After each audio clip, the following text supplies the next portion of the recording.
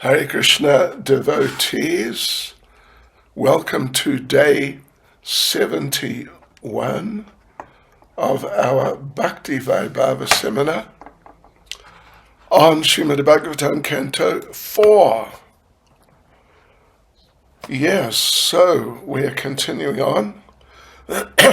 Today we're continuing with chapter 26, which is called King Paranjan goes to the forest to hunt, and his queen becomes angry. Yes, so we are in section 3, which is titled Paranjan Returns to the Palace After His Hunting, and it's verse 11 and verse 12. Okay, so let's get into it. First of all, our prayers. Nama Om Vishnu Padaya Krishna Prestaya Bhutale Shrimati Bhakti Vedanta Swaminiti Namane Namaste Saraswati Devi Gauravani Pracharne Niravishesha Shunyavadi Paschatya Deshatarne Sri Krishna Chaitanya Prabhu Nityananda Sri Advaita Gadadha Shivas Adi Gaura Bhaktavrinda Hare Krishna, Krishna Krishna, Hare Hare, Hare Rama, Rama Rama, Hare Hare. Vanchakalpatarubhyascha kripa sindubhya eva cha. Patitanam pavanebhyo vaishnavebhyo namo namaha. Srila Prabhupada ki jai. Okay, so Paranjan returns to the palace. Verses 11 and 12. So verse 11, after this, the king, very much fatigued, hungry and thirsty, returned to his royal palace. After returning, he took a bath and had an appropriate dinner.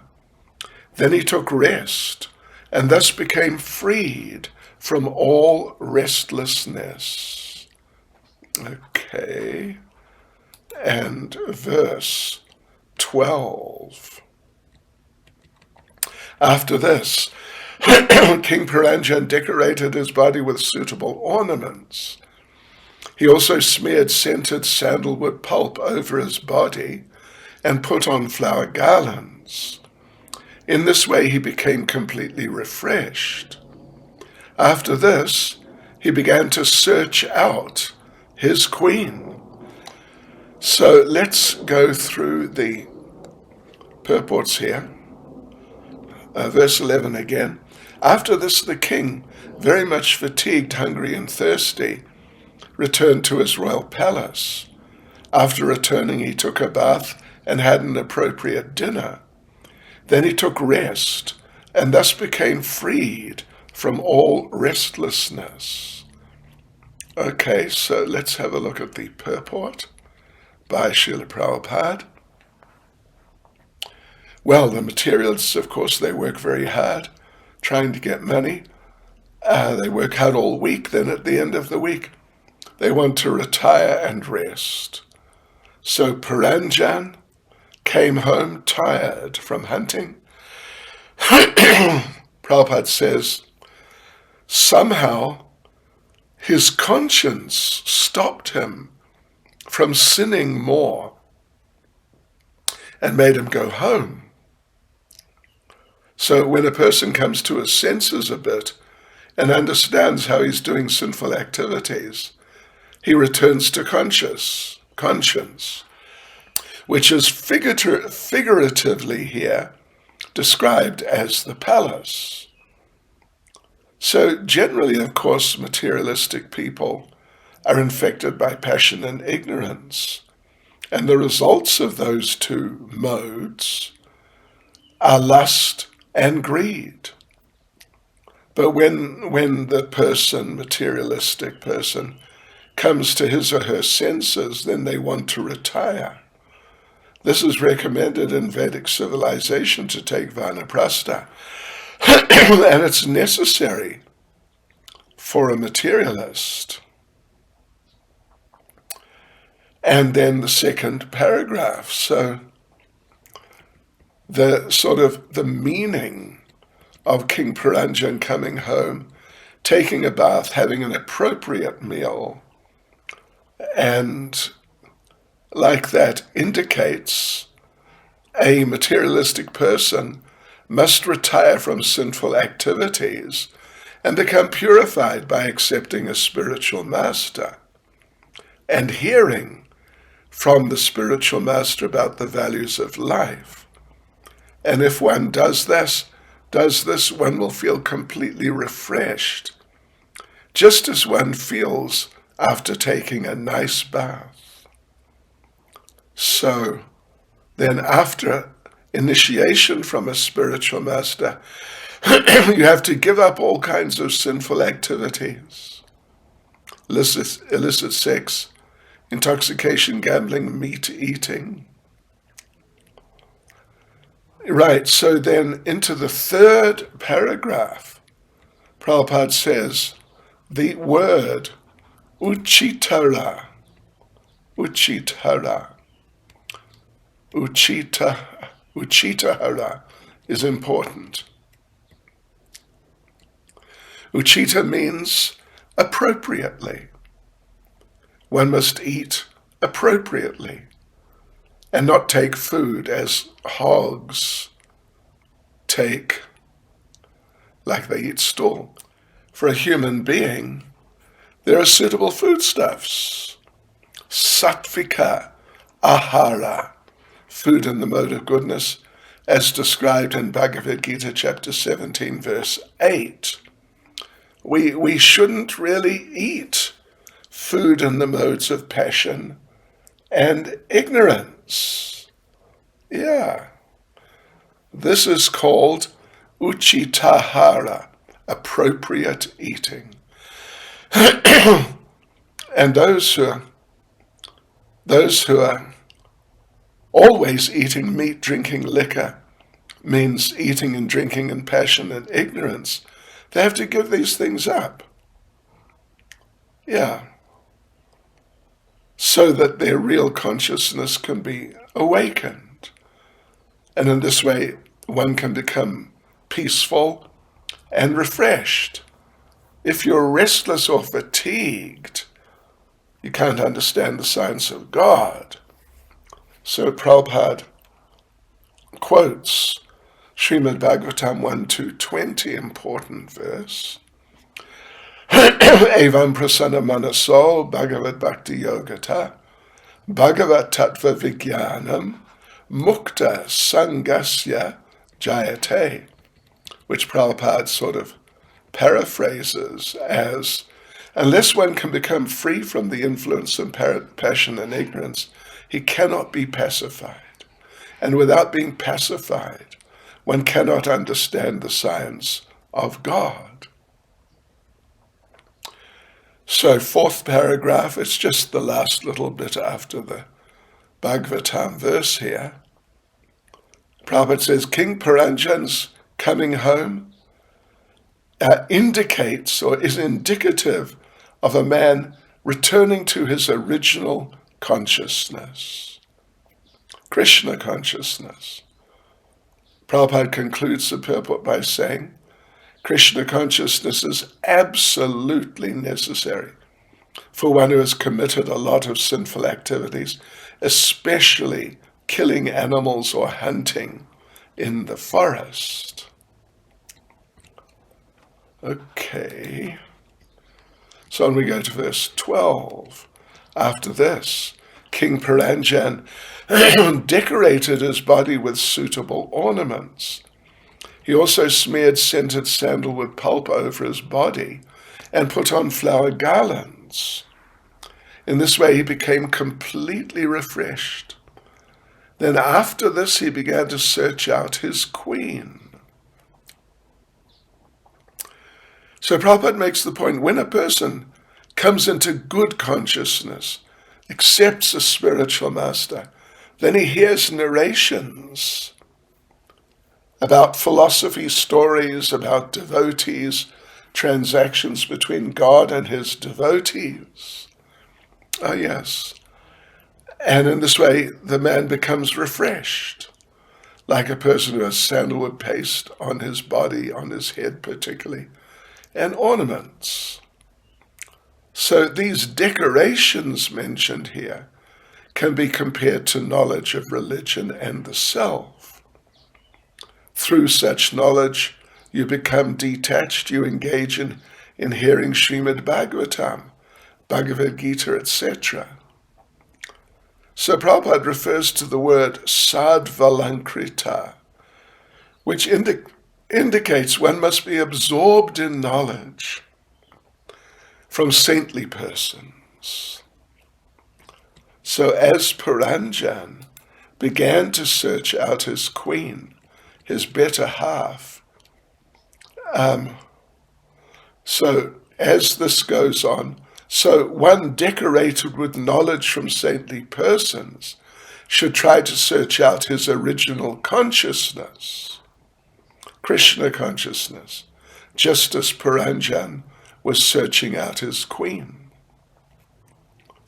So, of course, one cannot return to Krishna consciousness unless favored by the instructions of a saintly person.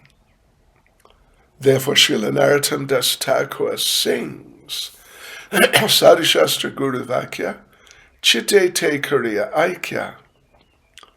If we want to become saintly persons, or if we want to return to our original Krishna consciousness, we must associate with a sadhu, a saintly person. We must associate with Shastra, authoritative Vedic literature, and with a guru, bona fide spiritual master. This is the process. So on we go to the fourth section, verse 13 to verse 17.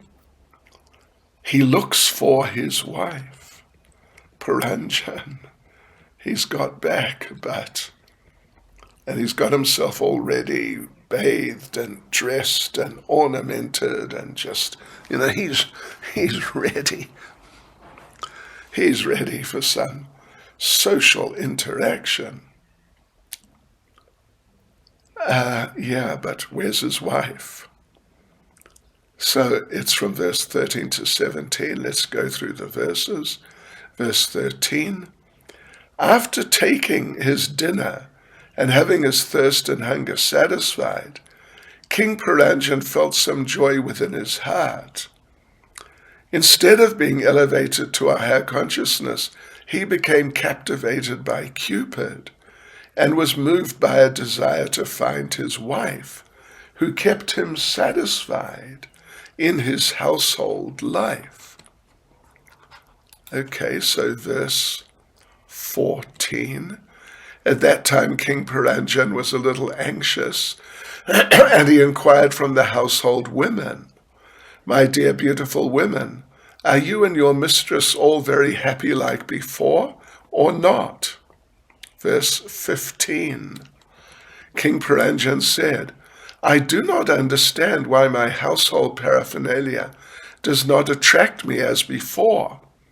I think that if there is neither a mother nor a devoted wife at home, the home is like a chariot without wheels. Where is the fool who will sit down on such an unworkable chariot?" Verse 16. Kindly let me know the whereabouts of that beautiful woman who always saves me when I'm drowning in the ocean of danger. By giving me good intelligence at every step, she always saves me. Verse 17. All the women addressed the king, "O master of the citizens, we do not know why your dear wife has taken on this sort of existence. O killer of enemies, kindly look. She's lying on the ground without bedding. We cannot understand why she is acting this way." Okay, so let's go through the verses with the purports. So, okay, first is verse 13. Well, the section is, he looks for his wife, verse 13 to 17. 13. After taking his dinner and having his thirst and hunger satisfied, King Peranjan felt some joy within his heart. Instead of being elevated to a higher consciousness, he became captivated by Cupid and was moved by a desire to find his wife, who kept him satisfied in his household life. So let's have a look at Srila Prabhupada's purport. He begins the purport by saying, this verse is very significant for those desiring to elevate themselves to a higher level of Krishna consciousness. So when a person is initiated by a spiritual master, the person changes their habits. They give up sinful activities. But Prabhupada says sometimes it's found that an initiated person eats luxuriously due to his past sinful activities. He becomes attracted by Cupid and eats good food voraciously. And we see that when a neophyte eats too much, he falls down, becoming attracted by Cupid. The so-called brahmachari becomes agitated by women. The vanaprastha again wants to have sex with his wife, or he may even try to find a new wife. Due to some sentiment, he comes into the association of devotees and a spiritual master, but due to the past sinful activities, he can't stay, and he falls down into sex life. So Narada Muni describes the fall of the neophyte devotee back down to material life in Srimad Bhagavatam 1.5.17, which indicates that although a neophyte devotee may fall down from the path of Krishna consciousness due to his immaturity, his service to Krishna never goes in vain. However, a person who remains steadfast in his family duty or so-called social or family obligation, but does not take to Krishna consciousness, receives no profit. So anyone who comes to Krishna consciousness has to be cautious and refrain from prohibited activities, as defined by Srila Rupa Goswami in Upadesh Amrita. Number 2, Nectar of Instruction, verse 2. Atyahara prayashascha prajalpo niyamagraha janasangas chaloliam cha shadbiya bhaktir vinashyati, which Prabhupada paraphrases basically as follows. A neophyte devotee should neither eat too much nor collect more money than necessary. Eating too much or collecting too much is called atyahara. For such atyahara, one must endeavor very much. This is called prayasa. Superficially, one may show himself to be very faithful to the rules and regulations, but at the same time, he may not be fixed in the regulative principles. This is called niyamagraha. By mixing with undesirable persons or janasanga, one becomes tainted with lust and greed and falls down from the path of devotional service. Verse 14. At that time, King Peranjan was a little anxious, and he inquired from the household women, "My dear beautiful women, are you and your mistress all very happy like before, or not?" So let's have a look at Prabhupada's purport. Prabhupada says that in this verse the word Vedishat indicates King Prachana Barishat. When a man becomes refreshed by association with devotees and awakens to Krishna consciousness, he consults the activities of his mind, thinking, feeling, and willing, and decides if he should return to material activities or stay steady in spiritual activities. Prabhupada says the word kushalam refers to that which is auspicious. And you can make your home perfectly auspicious when you do devotional service within it. But when one is not doing Vishnu Bhakti, rather one is doing material activities, one is always filled with anxieties. So the sane man should consult his mind. Yes. Consult his mind. Its processes of thinking, feeling, and willing, and decide how these processes should be utilized. And if a person always thinks of Krishna, how to serve him, thinks of Krishna, feels how to serve him, and wills to execute the order of Krishna, thinking, feeling, and willing, it should be known that he's taken good instruction from his intelligence, which is called the mother. So, even though he was refreshed, still he inquired about his wife. So in this way he was consulting, thinking and willing how he could return to his steady, good consciousness. Steady, good consciousness. So the mind may suggest that by Vishaya Bhoga or sense enjoyment, one can become happy. But when one becomes advanced in Krishna consciousness, he doesn't derive happiness from material activities.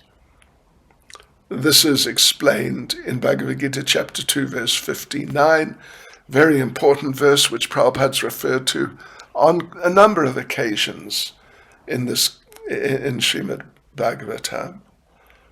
Vishaya vinavartante niraharasya dehina rasavarjam rasopyasya param drishtva navartate, which means the embodied soul may be restricted from sense enjoyment, though the taste for sense objects remains, but ceasing such engagements by experiencing a higher taste, he is fixed in consciousness. Okay, and Prabhupada concludes the purport by saying, one cannot be unattached to the sense objects unless he finds better engagement in devotional service. Param drishtva navartate. One can cease from material activities only when one actually engages in devotional service. Okay. All right. Verse 15.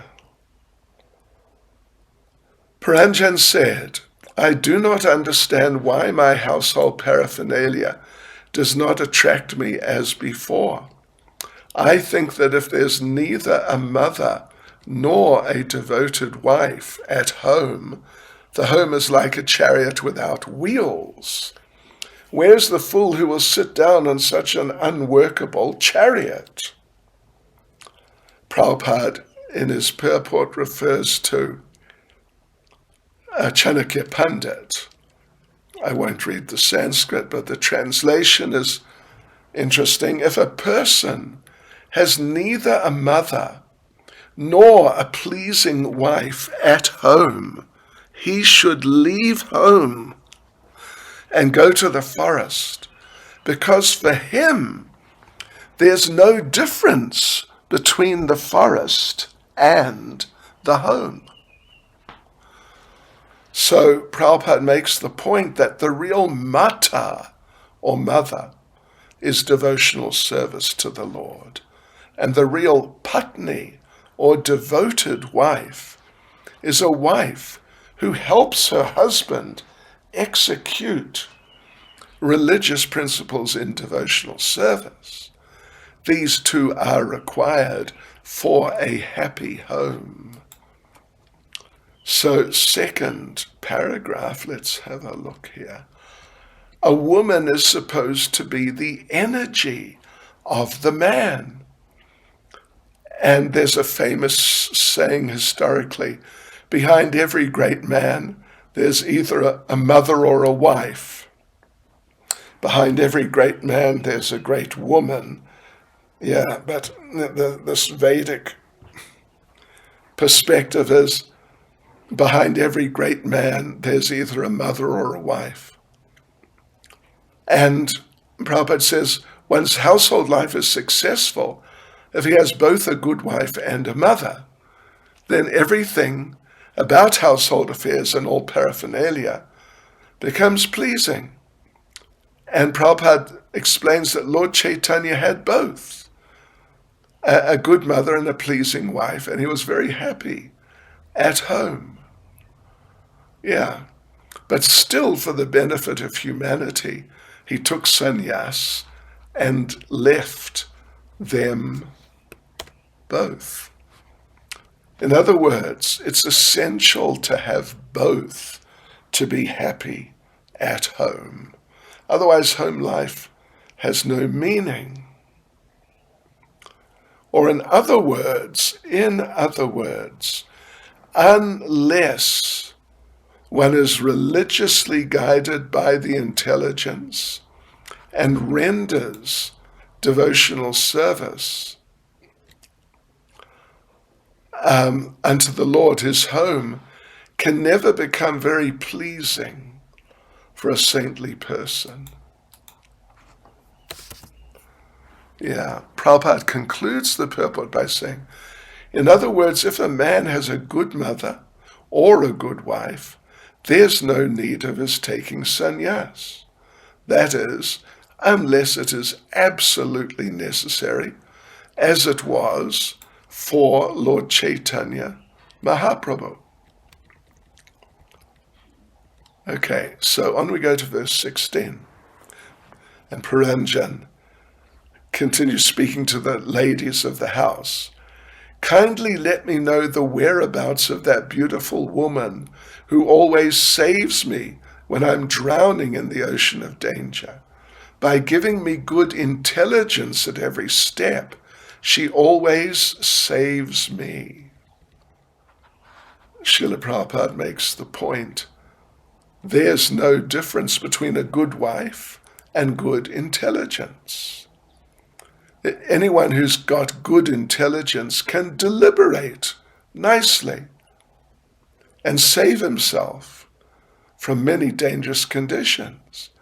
So in material life, there's danger at every step. Bhagavatam 10:14-58 explains that. Padam padam yad vipadam natesham. So actually, this material world is not a place for an intelligent person or a devotee to live, because there's danger at every step, and who wants to live under those circumstances? Actually, for the devotee, Vaikuntha is the real home. And because there's no anxiety, there's no danger there. Good intelligence means becoming Krishna conscious. So Chaitanya Charitamrita says, Krishna ye bhaje se bada chatura.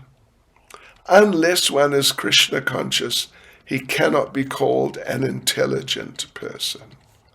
Paragraph 2. So here we see Puranjan searching for his wife, who always helps him out of danger. So Prabhupada explains, as he has before, a real wife is dharma patni, That is, a woman accepted in marriage by ritualistic ceremony is called Dharmapatni, which signifies that she is accepted in terms of religious principles and not just casually, whimsically, for sense gratification. So children born of a Dharmapatni inherit the property of the father, but children born of a woman not properly married, they don't inherit. The word Dharmapatni also refers to a chaste wife, one who has never had any connection with men before marriage. If once a woman is given the freedom to mingle with men in youth, it's difficult to keep her chaste. And Prabhupada actually says, generally they cannot remain chaste. And Prabhupada gives the famous example, when butter is close to fire, it melts. Woman is like fire, man's like butter. But if one gets a chaste wife, accepted through religious marriage ceremony, she can be a great help when there's danger. Prabhupada says that actually such a good wife can become the source of all good intelligence. Prabhupada concludes the purport by saying, with such a good wife, the family's engagement in the devotional service of the Lord actually makes a home a grihasta ashram, or a household dedicated to spiritual cultivation. Okay, so now it's verse 17, last verse in this section.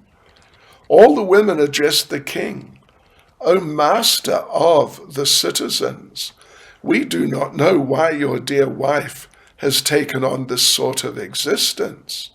O killer of enemies, kindly look. She's lying on the ground without bedding.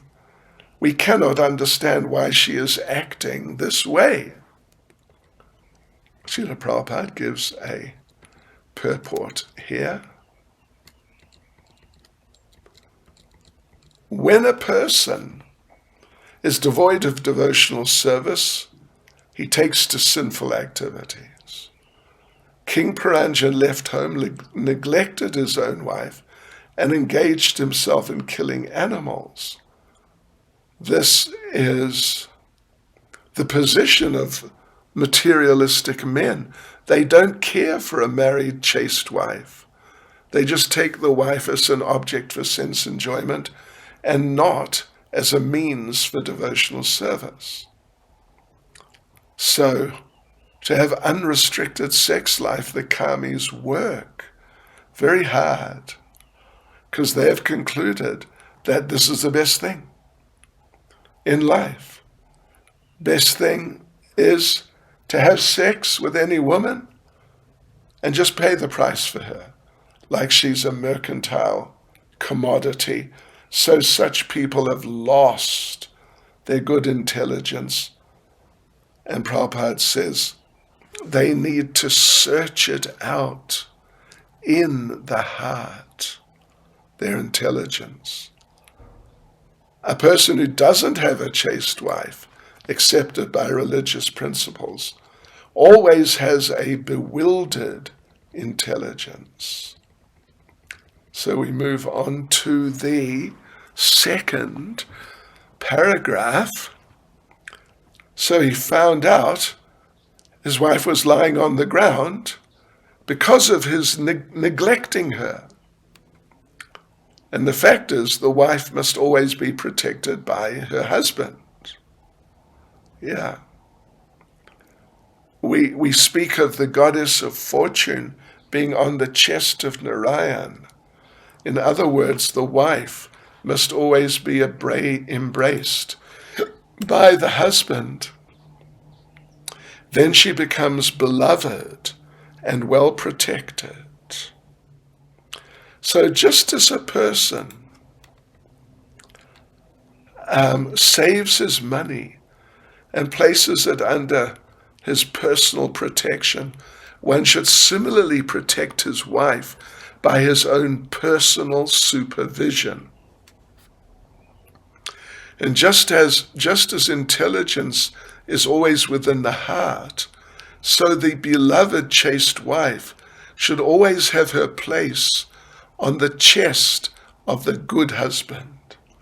This is the proper relationship between the husband and the wife, because the wife is half of the body, called ardangani. And just like you cannot remain with just one leg, one hand, one side of the body, you need two. So the husband and the wife should live together.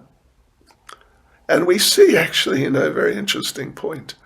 Even among birds and animals they do, if you observe them. In many cases they do like that. It's very interesting. They stick together. So Prabhupada concludes the purport by saying, home should be a place for devotional service, and the wife should be chaste and accepted by a ritualistic ceremony. In this way, one can become happy at home. So next section, devotees, number 5, verse 18 to verse 26, Puranjan finds his wife devastated. Now, let us read through the verses from 18 to 26, just the verses. The great sage Narada continued, my dear King Prachanabarhi, as soon as King Puranjan saw his queen lying on the ground appearing like a mendicant, he immediately became bewildered. 19. The king, with a grieved mind, began to speak with his wife with very pleasing words. Although he was filled with regret and tried to pacify her, he could not see any symptom of anger caused by love within the heart of his beloved wife. Because the king was very expert in flattery, he began to pacify his queen very slowly. First he touched her 2 feet, then embraced her nicely, seating her on his lap, and began to speak as follows. 21. King Puranjan said, my dear beautiful wife, when a master accepts a servant as his own man, but does not punish him for his offenses, the servant must be considered unfortunate. 22. My dear slender maiden, when a master chastises his servant, the servant should accept this as great mercy. One who becomes angry must be very foolish not to know that such is the duty of a friend. 23. My dear wife, your teeth are very beautifully set, and your attractive features make you appear very thoughtful. Kindly give up your anger, be merciful upon me, and please smile upon me with loving attachment. When I see a smile on your beautiful face, and when I see your hair, which is as beautiful as the color blue, and see your raised nose and hear your sweet talk, you'll become more beautiful to me, and thus attract me and oblige me. You are my most respected mistress. 24.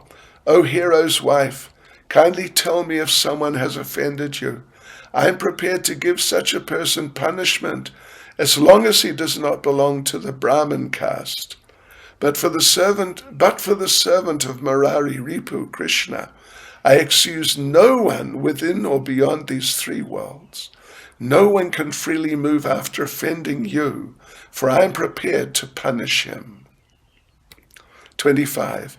My dear wife, until this day I have never seen your face without tilak decorations, nor have I seen you so morose and without luster or affection. Nor have I seen your 2 nice breasts wet with tears from your eyes. Nor have I ever before seen your lips, which are ordinarily as red as the bimba fruit, without their reddish hue. 26. My dear queen, Due to my sinful desires, I went to the forest to hunt without asking you. Therefore I must admit that I've offended you. Nonetheless, thinking of me as your most intimate subordinate, you should still be very much pleased with me. Factually, I'm very much bereaved, but being pierced by the arrow of Cupid, I'm feeling lusty. But where is the beautiful woman who would give up her lusty husband and refuse to unite with him? Let us now read through the verses again with the purports. Okay, verse 18, the great sage Narada continued, My dear King Prachinabharhi, as soon as King Puranjan saw his wife lying on the ground, appearing like a mendicant, he immediately became bewildered. Right, okay, so Prabhupada gives a purport here.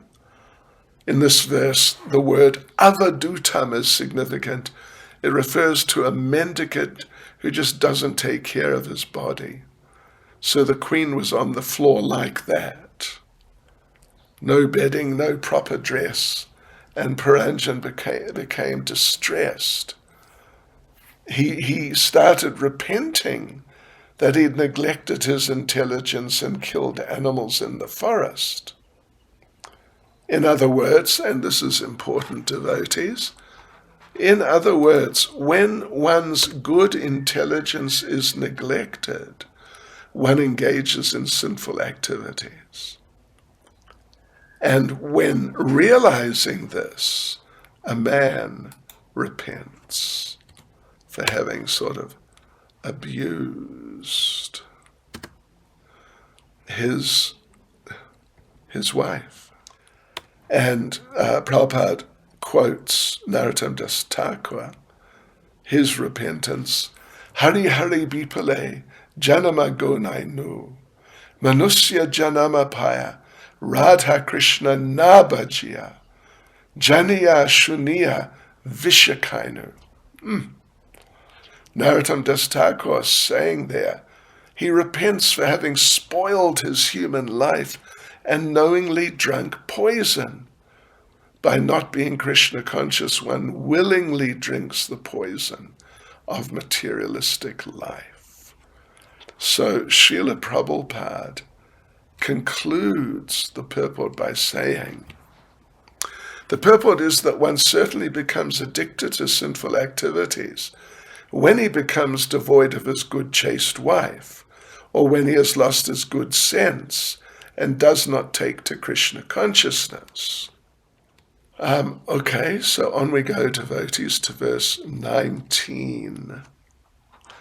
The king, with a grieved mind, began to speak to his wife with very pleasing words, although he was filled with regret, and tried to pacify her.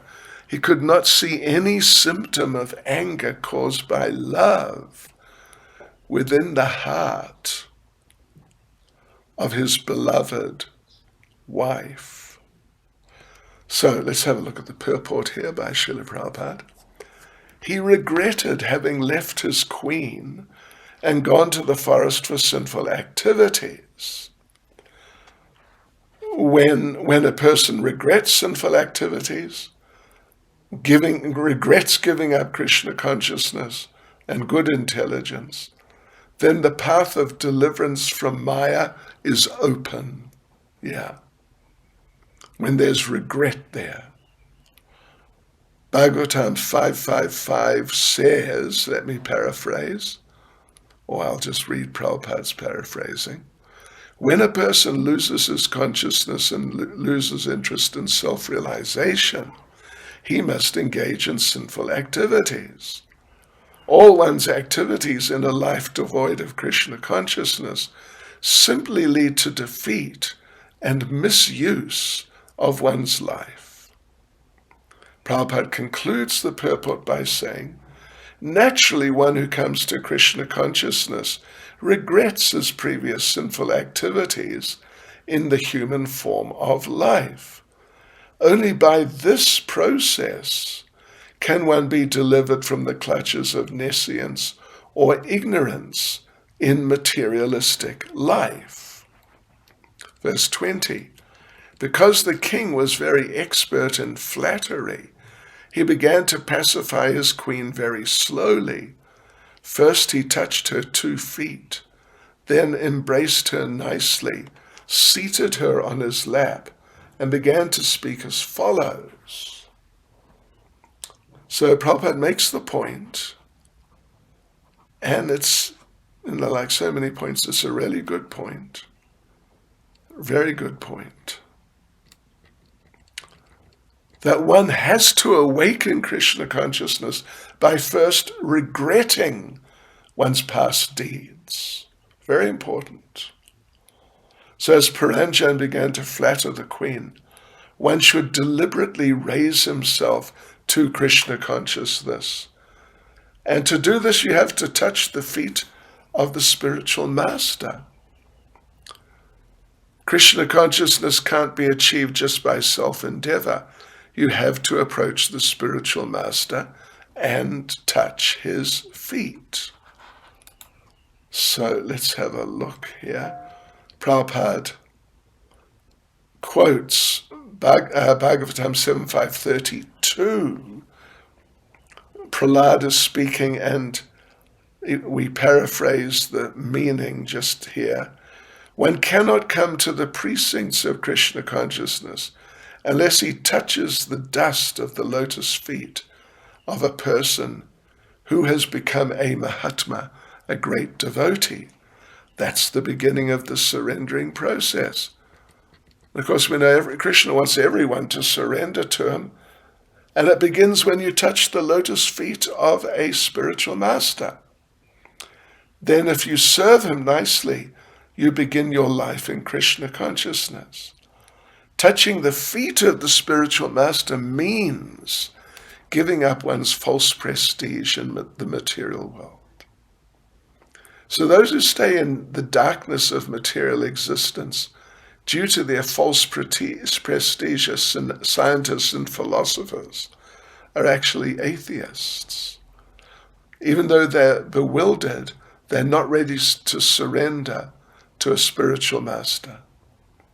Prabhupada concludes the purport by saying, in other words, one cannot arouse Krishna consciousness simply by his own mental speculation. One must surrender to a bona fide spiritual master. Only this process will help one. 21, King Puranjan said, my dear wife, when a master accepts a servant as his own man, but does not punish him for his offenses, the servant must be considered unfortunate. Do you get the idea? When a master accepts a servant, but does not punish the servant when the servant does something offensive, then the servant must be considered unfortunate. So in the purport, Prabhupada points out that in Vedic civilization, domestic animals and servants are treated like one's own children. Sometimes a master punishes a servant, but it's not out of revenge, or it's out of love to correct. So therefore King Puranjan took his punishment from his wife as her mercy. He considered himself a most obedient servant of the queen. And she was angry at him for sinful activity, going and hunting and leaving her at home. So similarly, when a person is punished by the laws of nature, by the will of the Lord, he shouldn't be disturbed. A real devotee thinks like that. When a devotee is put in an awkward situation, takes it as the Lord's mercy.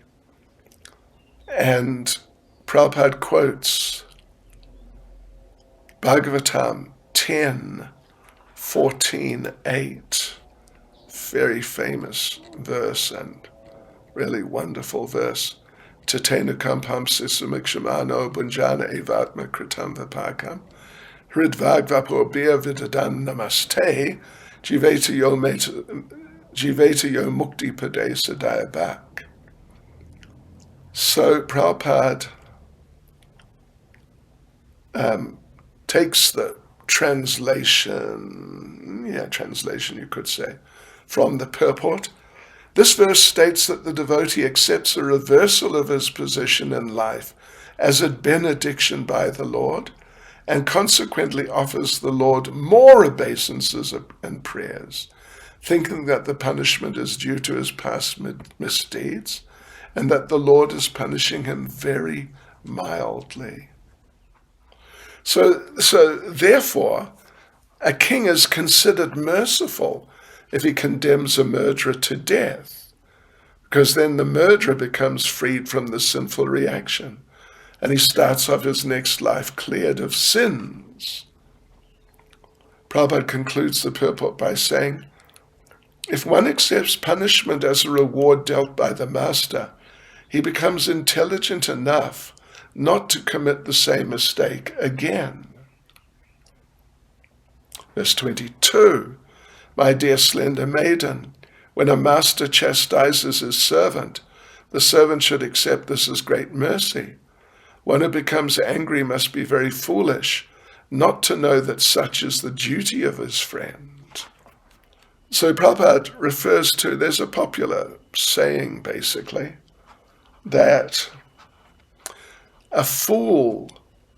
if a fool is instructed in something nice, he won't be able to accept it, and rather he'll become angry.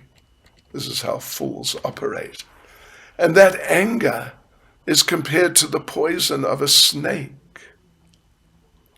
Because when you feed a snake milk and bananas, its poison increases. So Prabhupada concludes the purport by saying, instead of becoming merciful or sober, the serpent increases its poisonous venom when fed nice foodstuffs. Similarly, when a fool is instructed, he does not rectify himself, but actually becomes angry. Verse 23. My dear wife, your teeth are very beautifully set, and your attractive features make you appear very thoughtful. Kindly give up your anger, be merciful upon me.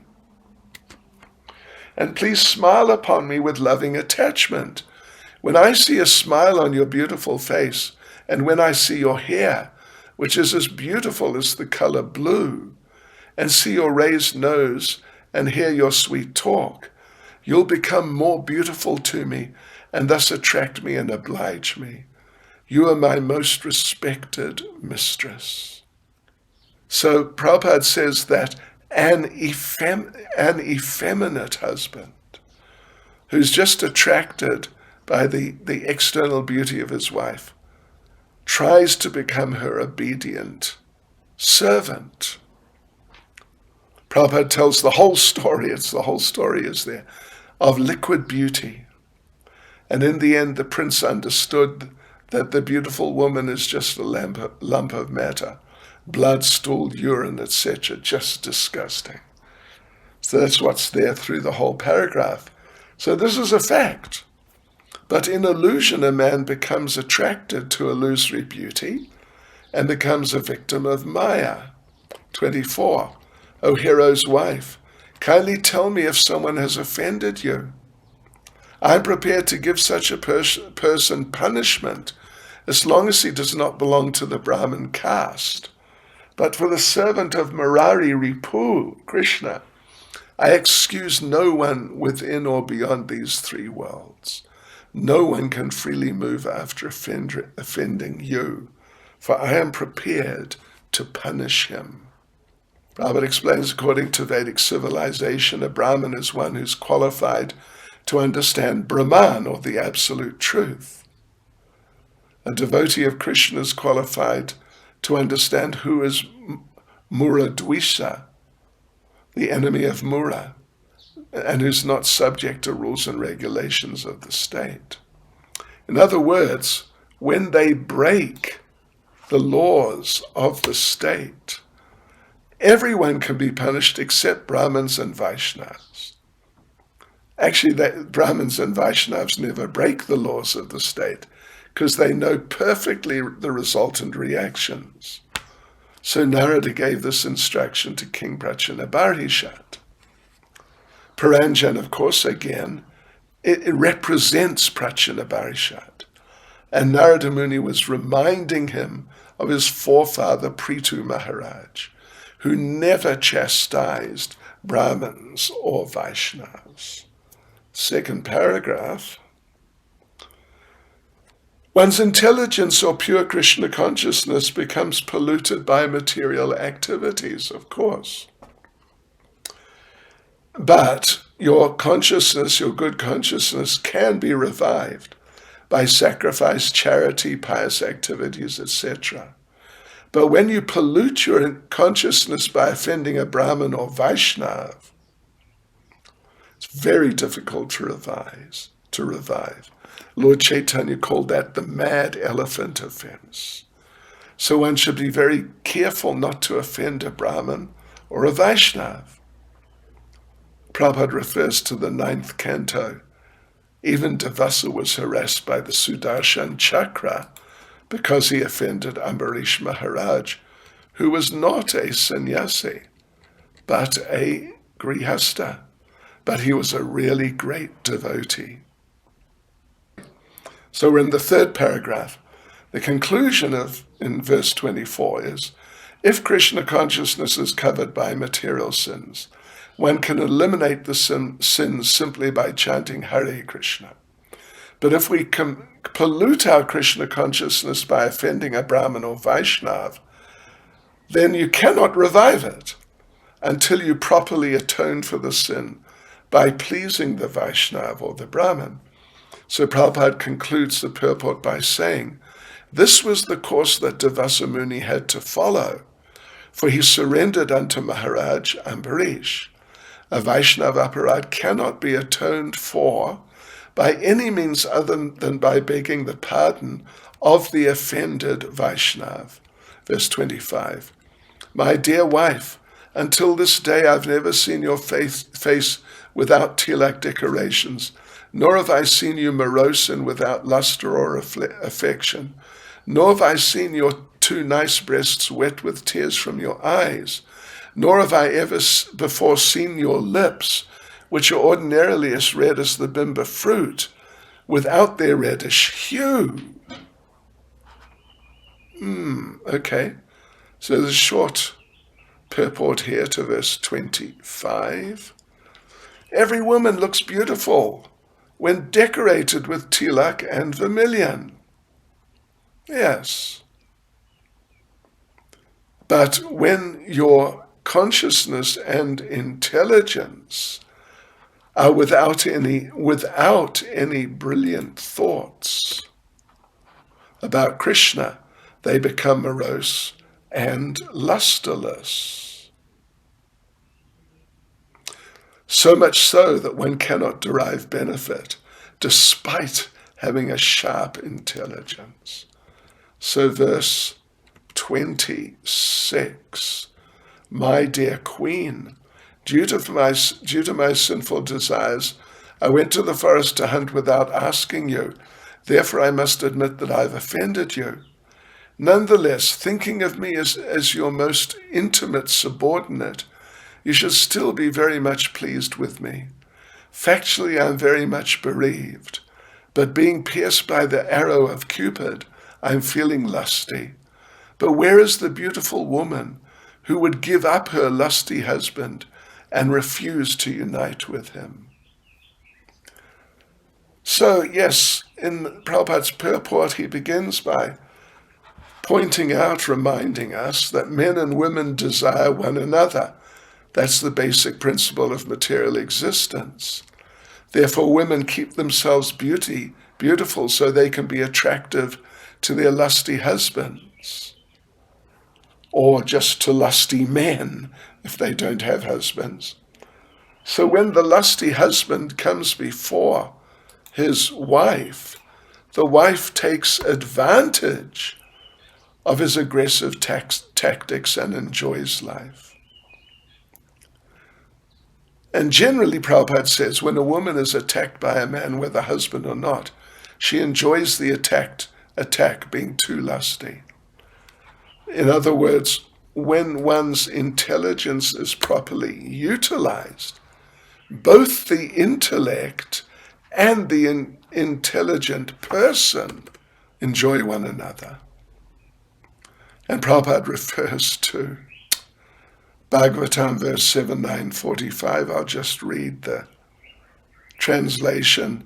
The actual happiness of the Karamis is sex life. They work very hard outside the home, and to satiate their hard labor, they come home to enjoy sex life. So anyway, second paragraph of the purport. Puranjan went to hunt, and after the hard labor of hunting, he returned to enjoy sex life. If a man lives outside home and comes back every week, he's very anxious to come home and enjoy sex. And this is confirmed in the Bhagavatam verse 7.9.45 at the end of the previous paragraph. Kamis work hard just to enjoy sex life. So Prabhupada concludes the purport by saying, modern human society has improved the materialistic way of life simply by inducing unrestricted sex life in many different ways. This is most prominently visible in the Western world. Okay, so devotees, that's the end of the chapter. That is the end of the chapter, and we'll carry on with chapter 27 tomorrow. Hare Krishna.